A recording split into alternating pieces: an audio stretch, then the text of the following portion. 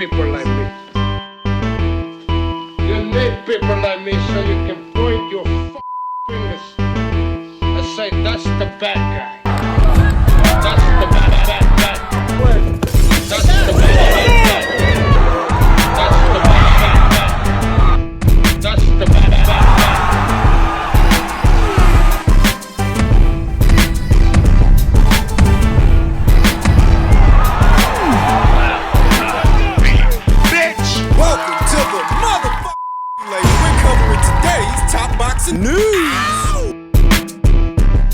What I will say is, with my boxing pedigree, with my height, my jab, my skills, I can beat Rolly in a boxing match. And that's just what it is. Oh, you think you can beat Rolly actually in a fight? A boxing match, absolutely. You were talking about sparring, sure. But even under the rules of, you want to say 2 minutes, 12 rounds, 2 minutes, 10 rounds, whatever you want to call it. Bruh, I had better boxing skills than Rolly. What size gloves? Do you not see this face? I don't even get hit. Does it matter? No, that's what are we talking about? What are we talking about? I fought French Anna and got one stitch, and it wasn't from her punching, it was from her thing on her glove. She kept pressing against my face. So they put this clip back in circulation ahead of Clarissa Shields' fight this Saturday. You see what she's saying. She's back to emasculating Rolly Romero for no apparent reason. No, there's a reason for it. Because what would be more emasculating than losing a boxing match to a woman? The reason I think she keeps going after Rolly Romero is because of Artur Amatov's. Sort of a common opponent between them. Artur is the Eastern European guy, the little one, that sat Clarissa Shields down on her back pocket. Coincidentally, this is a guy that Rolly knocked out. When Artur Amatov sparred Clarissa Shields, he couldn't have had more than a handful of fights as he retired at, 5-1? She's supposed to be the greatest woman of all times, the greatest woman in the world, sat on her back pocket by a novice boxer who's not even world class. So you start to see why she keeps going after Rolly. It's about redemption. It's not for no reason. It's because she figures if she can beat the guy who beat Artur Amatov's, that will redeem her for him getting the best of her in sparring. Now, this is all completely unprovoked, as I've never seen Rolly Romero utter an ill word about Clarissa, anything semblant of a challenge and what he would do. He even went as far as saying, yes, she would win because I don't hit girls. Giving her what she wants, but she's still going after him, going after the low-hanging fruit because she doesn't expect a fight between them to ever materialize, so she knows Rolly is easy game, just like Keith Thurman. He's not going to fight you either, so you're free to say about them what you want. Because they're going to let you, but she's very careful who she says this stuff about. I've never seen her say this about the Charlo brothers, who don't have any problem fighting a woman, hitting a woman. There are several run-ins with the law. Some of which were domestic abuse cases. I mean, you're a middleweight, right? So why is a middleweight talking about fighting welters? You've never fought as a welter in the pros. Your division's middle, super middle, light, heavy, heavy. Shouldn't those be the guys you talk about fighting? The ones you claim you can beat. You're so big and bad. Why are you talking about fighting welters? Very delicious. Amanda Serrano took to her social media with a cryptic message that I felt was about Clarissa, though she didn't mention her by name. She said, a hater is a person that every time someone does something positive or nice, they want to attach themselves to it in any which way they can, be it criticizing them or saying they can do it better. This is for a bunch of people, not anyone in particular, because there's millions of haters everywhere, but I'm sure plenty will narrow it down to a single person and make it about them. Either way, I'm not losing any sleep. LOL. Even though Amanda posted her disclaimer, she didn't say it outright. I believe that she had Clarissa Shields in mind when she said this, because I can't think of a bigger hater in this industry than Clarissa, who had so many negative things to say about Jake Paul, Nikisa Badarian, and Amanda Serrano, but went out of her way to attach herself to their events, constantly attending them, starting trouble, to the point they had to ban her. I think it was about Clarissa. Is it a coincidence that Rolly Romero, who she mentions in the clip, is fighting towards the end of the month and she's fighting this Saturday? Hater shit. Clout chaser shit. Now, reports indicate that the tickets for Clarissa's upcoming fight are selling well, but that might have something to do with the uber celebrities and social media influencers. Ray J, Orlando Bloom. It's Orlando Brown. Couple of those reality TV baddies. They have their own separate audience away from Clarissa Shields, and it's probable that a good number of the patrons are also showing up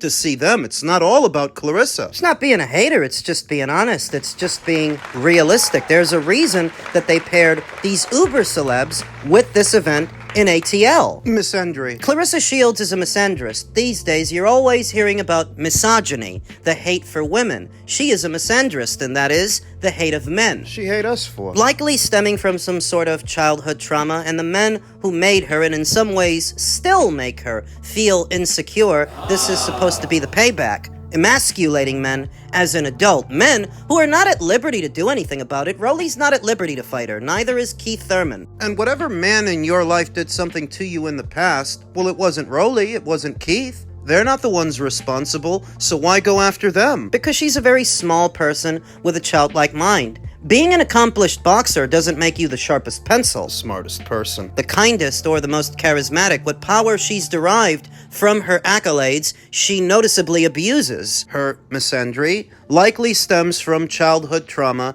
and the men who made her feel insecure, so this is her way of stealing that power back, except Rolly never did anything to you. Neither did Keith. Going after them, that just makes you a bitch. An obnoxious, insufferable bitch. Now it's time for another installment of what has fast become the most popular segment here on the channel, Ring IQ Hate Mail! My previous video detailing Ryan Garcia's myriad of options following the Conor Benn fight should he win, and I think he's going to. A guy who goes by the name Stay Ready said, "You keep saying Ryan doesn't need to fight Devin again. Devin needs the rematch more than Ryan. He cheated. He didn't win. So yes, he needs to redeem himself." Redeem himself to who? Since that fight with Devin Haney, since all that stuff happened, Got a title shot. Ryan's gotten more opportunities than Devin. I mean, right after that, following the doping violation and the suspension, he got a title shot with Rolly. Headline the Times Square show, remember? That's off the doping suspension. Loses that fight, gets another title shot right after that. Is this from how much he needs to fight Devin again? Beats Mario Barrios for the WBC title. Falls face first into even more money for a Conor Benn fight on the Paramount side of things. That's likely for more dollars than Devin's made since their fight. Is this how much he needs the Devin Haney fight? That he's had all these options since they fought without the rematch. He still has even more options after his upcoming fight. Near as I can tell, Devin needs that rematch more than Ryan, as Ryan has been getting consistently more opportunities than Devin. When's the last time Devin even fought? This upcoming fight that Ryan is about to have next month will be his second fight of this year, where Devin Haney has yet to have fought in his first. It's going on 9 months since Devin Haney had a fight. If he comes back in the fall or winter months, that's a year. So who needs the rematch? Devin's the one still searching for an opponent, where Ryan's already got a fight in the books, a big one, that's gonna kick out a lot of money. You don't have to like it, you don't have to like him.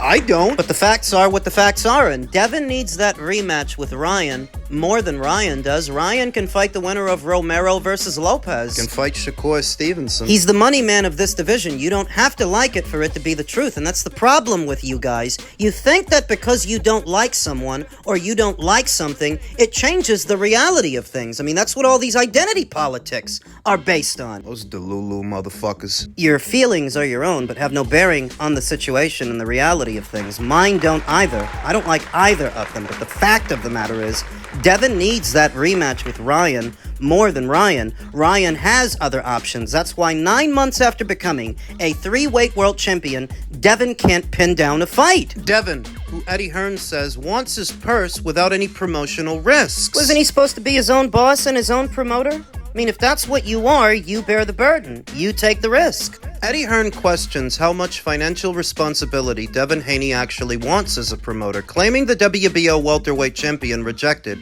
an opportunity to share the risk of staging his own events. Hearn brought up Haney while discussing fighters signing directly with DAZN rather than working exclusively through established promotional companies. The reality is a lot of these fighters have this sort of grand delusion that they really can run their own promotional company and take over.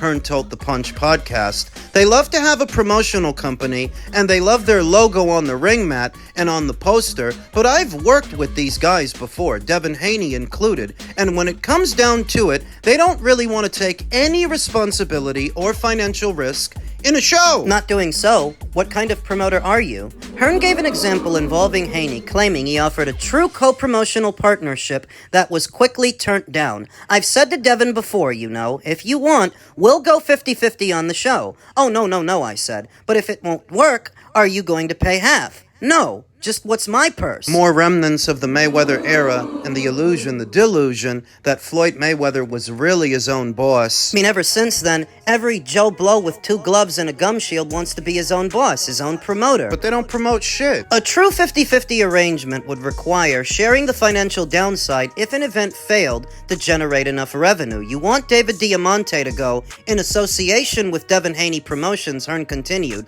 While Haney now enjoys greater control over his career decisions, Hearn maintains that independent fighters still depend on established promoters to execute major events. He pointed to Rolly Romero's fight against Teofimo as a PBC operation. Despite the fighters maintaining their own business banners, these guys don't have the infrastructure and the ability to run high-level operations and shows, Hearn said. While maintaining a promotional entity gives Haney leverage at the negotiation table, Hearn's point remains simple. Putting your logo on a poster is vastly different from putting your own money on the line. You know the reason they don't, right?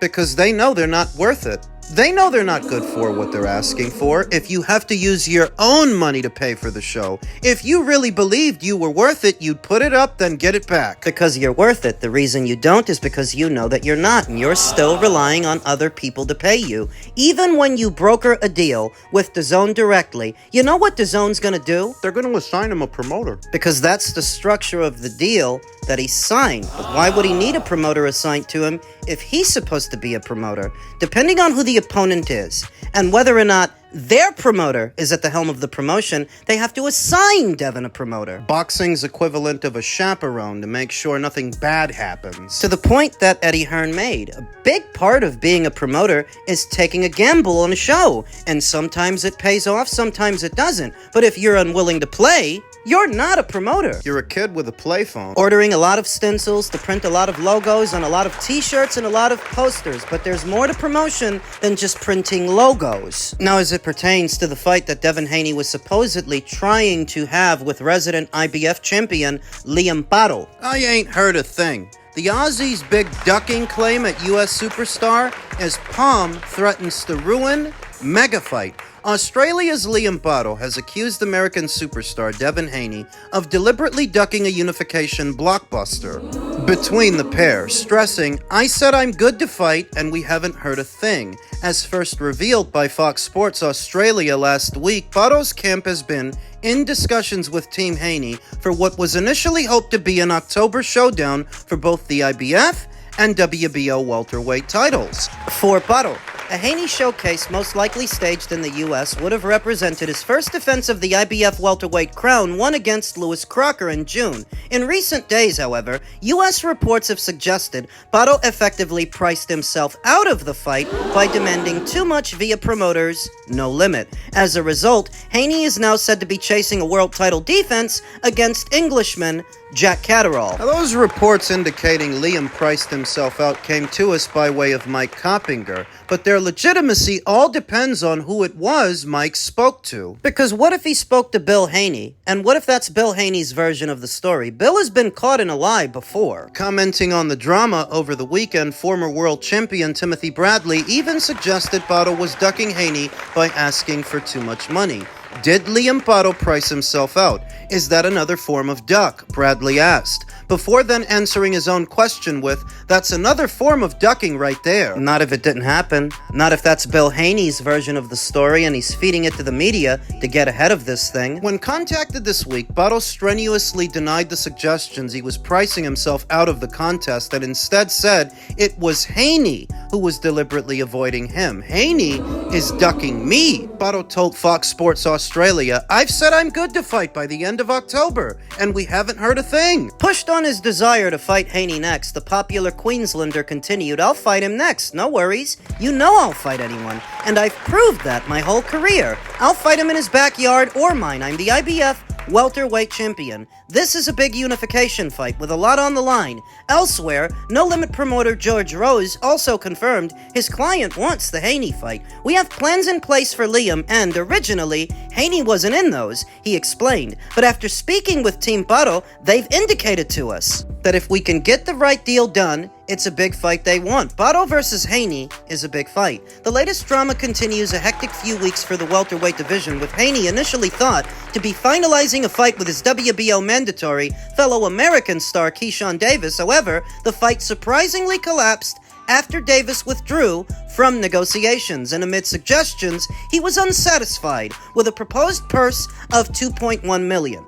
Following the breakdown, there were whispers of a rematch between Haney and Brian Norman, who he beat for the WBO welterweight crown last November. However, Haney quickly shot those down on a social media post last week, tweeting of a second fight. It's not happening, I'll tell you that right now. The team then opened discussions with Paro and were thought to be finalizing an October fight, but now there are suggestions that fight might also be off, and Haney could be shifting focus to Casserole. Certainly.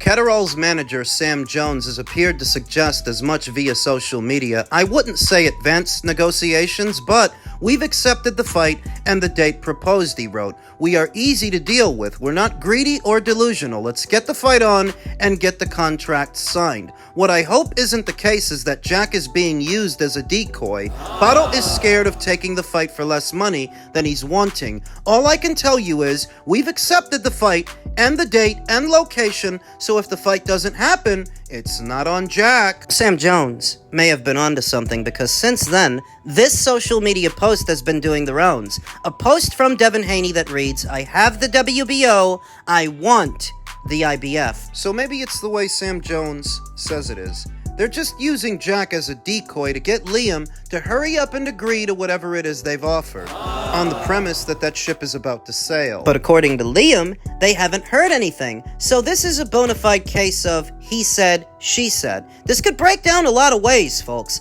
It could be that an offer was sent, but No Limit didn't tell Liam about it. His promoter? That's what's going on with Noel Mikhalian and Don King. According to Noel, Don King received an offer for an Opataya fight months ago, but Don did not present the offer to Noel.